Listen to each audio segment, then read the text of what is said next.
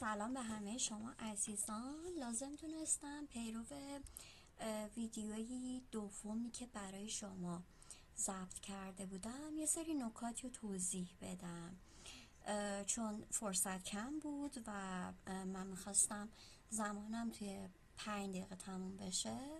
برای همین این علامت اختصاری رو برای شما توضیح ندادم.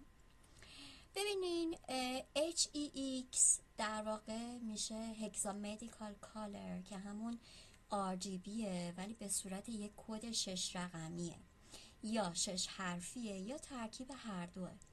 مثلا برای انتخاب رنگ توی طراحی یا وبسایت ها استفاده میشه.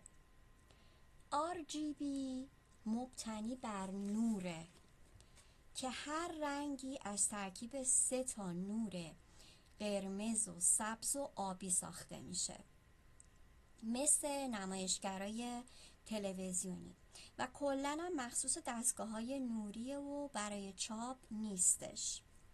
سومی CMYK که در واقع میشه رنگ‌های سیان و مجنتا و یلو و بلک، یعنی حروف اختصاری اینا هستش. مخصوص چاپ توی پرینت ها و چاپ های صنعتی استفاده میشه.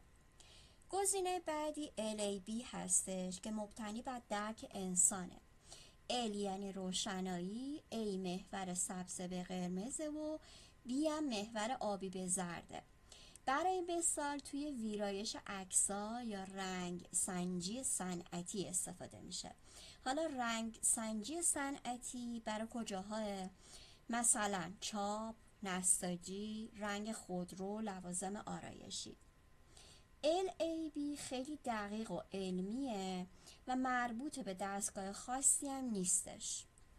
گزینه بعدی ما HSL. HSL میشه مخفف هیو، سچوریشن و لایتنس. هیو که میشه تون رنگی از 0 تا 360 درجه. سچوریشن میشه میزان خلوص رنگ یا همون اشباع رنگی.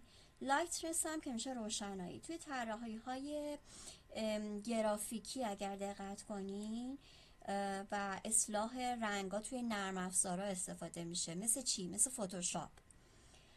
خب گزینه بعدی یعنی این گزینه XYZ رو داریم که پایه و اساس همه مدل های رنگ های مدرنه و بر اساس دیده شدن رنگ توسط چشمه. برای مثال توی علوم رنگی استفاده میشه و میتونیم بگیم مادر تمام فضاهای رنگی و علمیه. گزینه بعدی LUV هست که شبیه LABه ولی واسه نمایش بهتر تفاوت‌های رنگیه. برای مثال توی نورپردازی و رندرهای کامپیوتری و گرافیک‌های سه‌بعدی استفاده میشه، ولی برای محاسبات هندسی رنگ مناسب تر از LAB هستش. گزینه آخرم HWBه که مخفف هیو، وایتنس و بلکنس. یعنی چی؟ یعنی رنگ بر اساس تون رنگی و میزان سفیدی و میزان سیاهی. برای مثال توی طراحی‌های دیجیتال مدرن استفاده میشه. حالا توی طراحی لباس ما از اینا در کجاها میتونیم استفاده کنیم؟ اگه بخوایم چاپ پارچه انجام بدیم از CMYK استفاده میکنیم.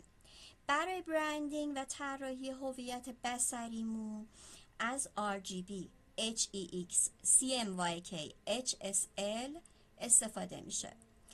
RGB برای طراحی وبمون، سوشیال مدیا و لوگوهای دیجیتالی برندمون استفاده میشه. HEX واسه برند بوک و وبسایت. HSL هم واسه انتخاب پالت رنگی برند استفاده میشه. LAB هم که واسه کنترل دقیق رنگاه. اینم از آموزش امروز بود که من سعی کردم خیلی سریع زیر 5 دقیقه براتون ضبط کنم. امیدوارم که به کارتون بیاد و موفق و مؤید باشید. روز خوش.